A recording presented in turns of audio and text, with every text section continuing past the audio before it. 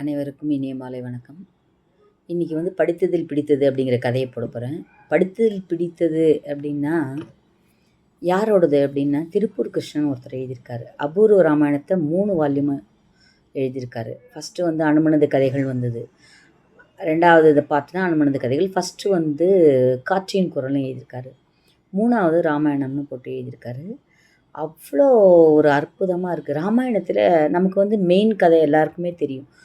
ஆனால் அதில் சின்ன சின்னதாக மைனூட்டாக நிறைய கதைகள் இருக்குது. அப்படி பார்க்கும்போது அதில் ஒரு கதை எனக்கு ரொம்ப பிடிச்சிருந்தது. அவர் என்ன சொல்கிறாரு, சிவபெருமான் பார்வதி கிட்ட சொல்கிறாரு, இப்போ நம்ம பசங்களுக்கு நான் ஒரு போட்டி வைக்க போகிறேன். அதில் யார் ஜெயிக்கிறாங்களோ அவங்களுக்கு நான் பூத கணங்களோட தலைவனாகக்கூடிய பாக்கியத்தை நான் கொடுக்க போகிறேன் அப்படின்னு அவர் சொல்கிறாரு. உடனே போய் கணபதியும் முருகனையும் கூப்பிடுங்கன்னு போய் அவங்க 2 பேரும் வராங்க. வந்த உடனே என்னப்பா போட்டி அப்படின்னு கேட்குறாரு.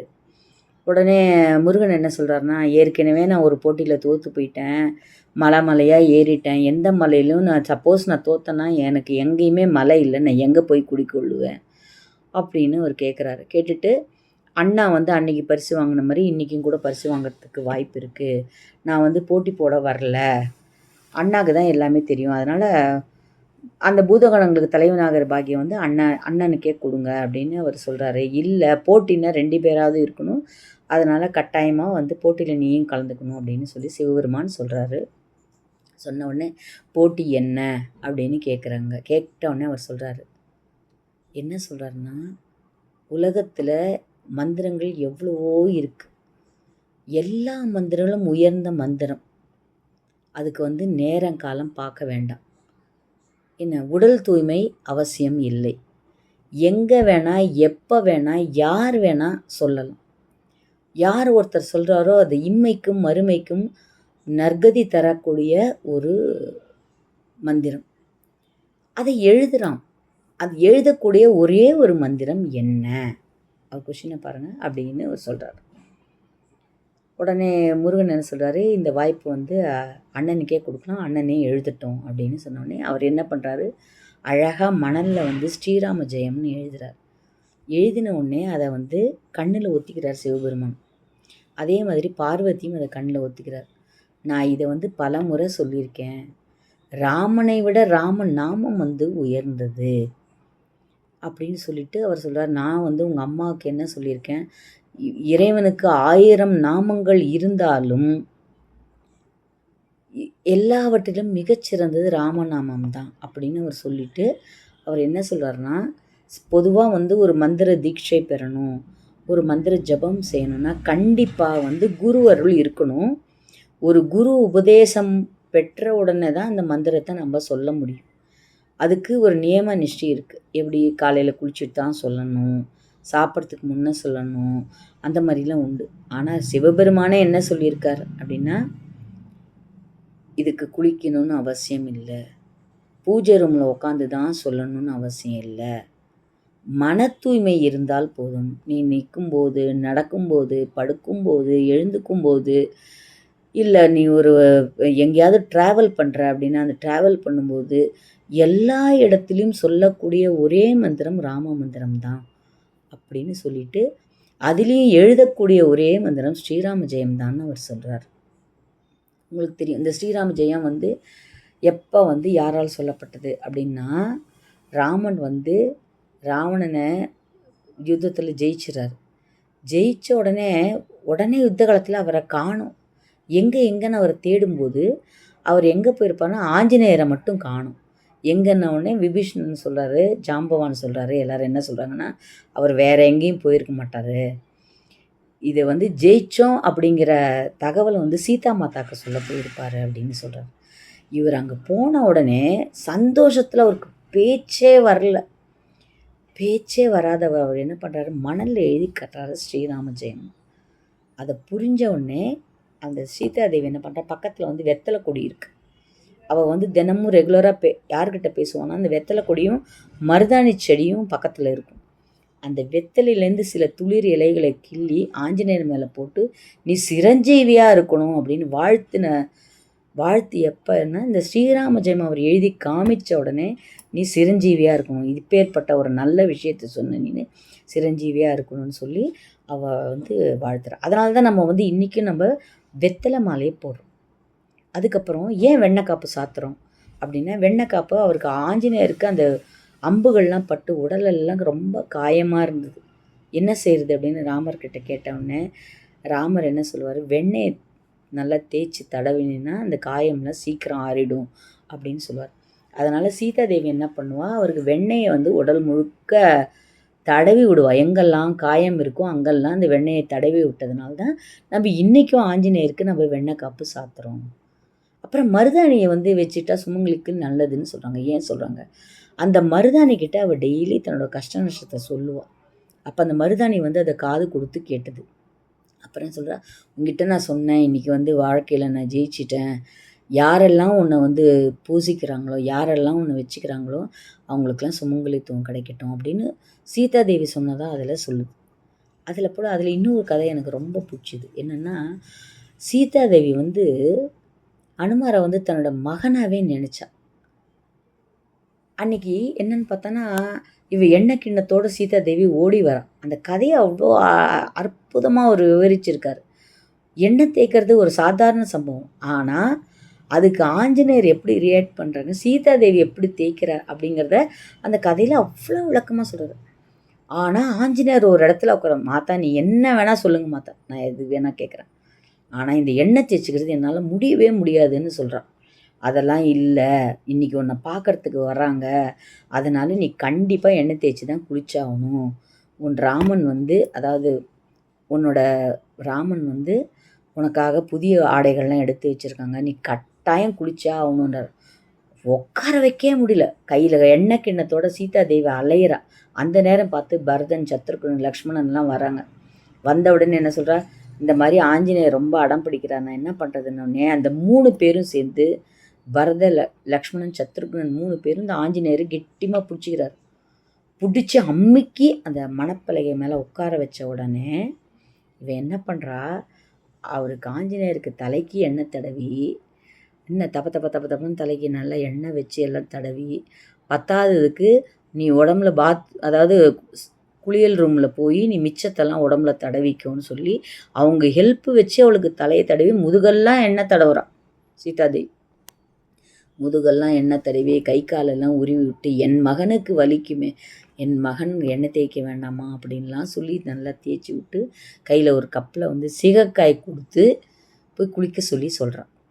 குளிச்சுட்டு வந்தோடனே ராமர் என்ன பண்ணுறாரு தெரியுமா, அவருக்காக அனுமனுக்காக புதிய உடைகள், குண்டலம், கவசம் எல்லாமே ஆபரணம் எடுத்து வச்சுருக்காரு புதுசாக.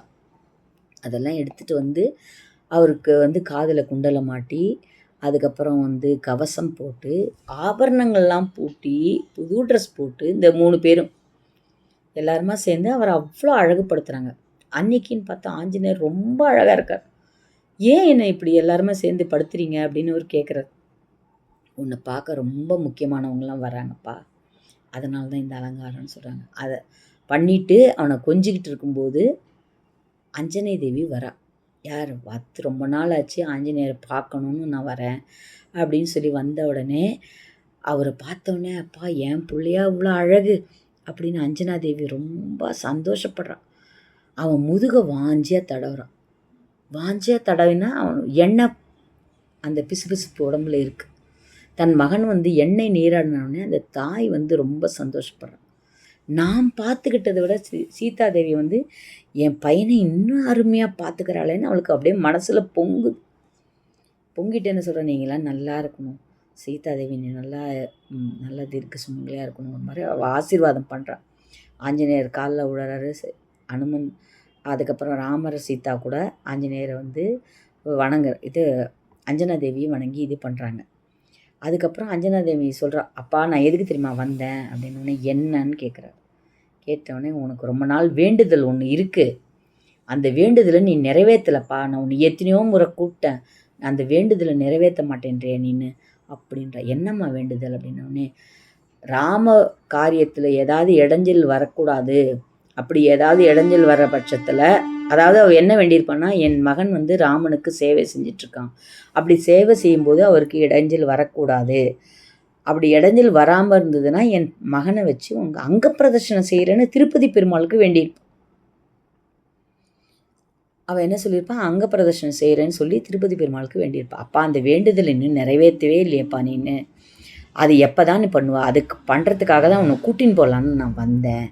நீ வந்து சஞ்சீவி மலை எடுத்துன்னு போகும்போது இவ என்ன பண்ணி கூப்பிட்டாக்கன்னா அப்போ அவர் சொல்லுவார், ராமலக்ஷ்மணர் வந்து மயக்கமாக இருக்காங்க, நான் ரொம்ப முக்கியமான வேலையில் இருக்கேன், உன்னோட பிரார்த்தனையை நீ தள்ளி வச்சுக்கோ, இன்றைக்கி இருந்தாலும் நான் பிரார்த்தனை கண்டிப்பாக நான் முடிக்கிறேன் அப்படின்னு அம்மாக்கிட்ட பதில் சொல்லிக்கிட்டே நிற்காமல் அவர் போவார். அந்த திருப்பதி பெருமாளுக்கு நான் பண்ண வேண்டாமா, அதுக்காக தான்ப்பா உன்னை கூட்டின்னு போகலான்னு வந்தேன் அப்படின்னு அஞ்சனாதேவி சொன்ன உடனே பாருங்கள், திருப்பதியில் இன்றைக்கும் காலங்காத்தால் வந்து அங்க பிரதர்ஷனம் பண்ணுறது நிறைய பேர் பண்ணுறாங்க. அதை ஆஞ்சநேயரும் பண்ணியிருக்காருங்கிறத அவர் அதை சொல்கிறார். நம்ம வந்து இந்த மாதிரி ஒரு ஆங்கிளில் யோசனை பண்ணியிருக்கவே மாட்டோம். ஆஞ்சநேயர் வந்து ஸ்ரீராமனை விட்டு என்றைக்குமே விலகலை. ஆனால் இது அஞ்சனை தேவியோட பிரார்த்தனை அது. அதுக்கப்புறம் அவன் கூட்டின்னு போய் அவரை வந்து அந்த குளத்துல குளிக்க வச்சு அங்க பிரதர்ஷனம் பண்ணும்போது அங்கே திருப்பதி பெருமாள் எப்படி இருப்பாரோ அப்படியே வந்து அவர்கிட்ட நின்றுடுறார்.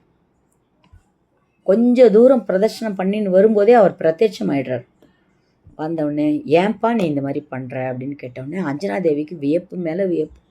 அவள் சொல்கிறா, இவன் வேண்டிய அளவு அங்க பிரதர்ஷனம் பண்ணிட்டாமா, அவனோட வேண்டுதலை எப்போவோ நான் காது கொடுத்து கேட்டுட்டேனே, எதுக்கு திரும்பப்பா அங்க பிரதர்ஷனம் பண்ணுற, வேண்டாம் அப்படின்னு பெருமாளை சொல்கிறார்.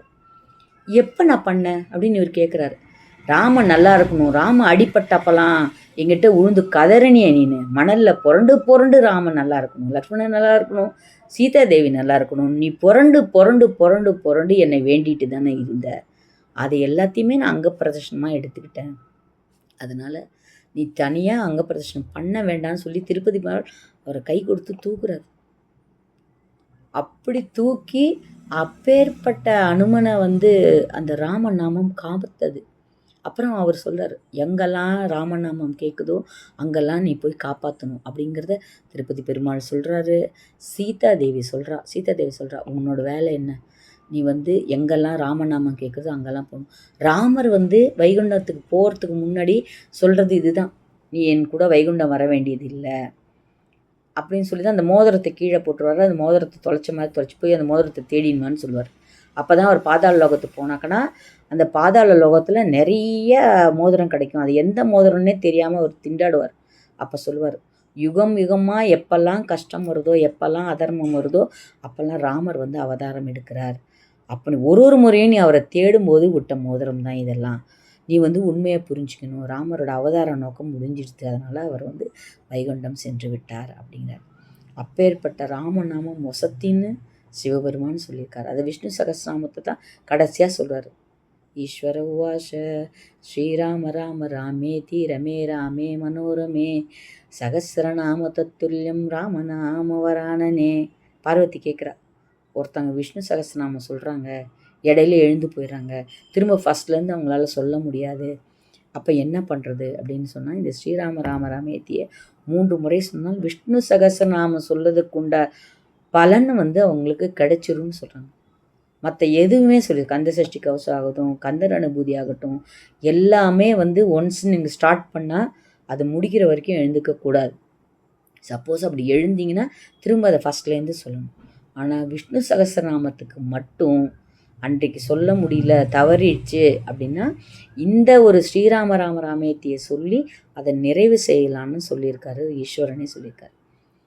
அந்த ராம கூட எப்படி திரும்ப எடுக்கிறாரு, ஃபஸ்ட்டு வந்து அந்த சிவன் இருக்கு இல்லையா, அங்கேருந்து அந்த சிவன் ஈஸ்வரன் அப்படின்லேருந்து ராவை எடுக்கிறார். அதுக்கப்புறமா சக்தியிலேருந்து அந்த அங்கேருந்து மாவை எடுக்கிறார். ஈஸ்வரன் கிட்டேருந்து என்ன எடுக்கிறாரு, ராய் எடுக்கிறாரு. அதுக்கப்புறம் லக்ஷ்மி தேவி இருக்கா இல்லையா, அவளுக்கு இன்னொரு பேர் ரமான்னு பேர், அதுலேருந்து மாவை எடுக்கிறாரு. ஸோ அதை ரமானு தான் முதல்ல எழுதுகிறார். அப்புறம் அவர் ஆண் அப்படின்னு சொன்னதுனால வசிஷ்டர் வந்து என்ன பண்ணுறாரு, அதை ராமன் அது பேரை மாற்றி ராமனுக்கு பேர் வைக்கிறார். சிவன் நாமமும் நாராயண நாமமும் அதில் கலந்து இருக்கிறதுனால அதுக்கு பேர் ராம. ரொம்ப ரொம்ப வசத்தியானது. நம்ம ஹரியும் சிவனும் ஒன்று, அறியாதன் வாயில் மண்ணுன்னு சொல்கிறோம் இல்லையா, அந்த ராமநாமம் எங்கேருந்து வந்தது, சிவனோட நாமத்திலேருந்து ராவையும் நாராயண நாமத்திலேருந்து மாவையும் எடுத்து அந்த ராமநாமம் தயாரிக்கப்பட்டது. அப்பேற்பட்ட ராமநாமத்துக்கு நீங்கள் குளிக்கணும், அதுக்கப்புறம் உடல் தூய்மை வேணும், அதெல்லாம் அவசியம் இல்லை. மனசு நிச்சலமாக, மனசு மட்டும் தூய்மையோட, உங்களுக்கு உடம்பு சரியில்லைன்னா கூட நம்ம ராமநாமம் சொல்லலாம். அதே போல் எழுதி பயன்பெறக்கூடிய ஒரே நாமம் ஸ்ரீராம ஜெயம் மட்டும்தான். கதை பிடிச்சா லைக் பண்ணுங்கள், சப்ஸ்கிரைப் பண்ணுங்கள். நன்றி, வணக்கம்.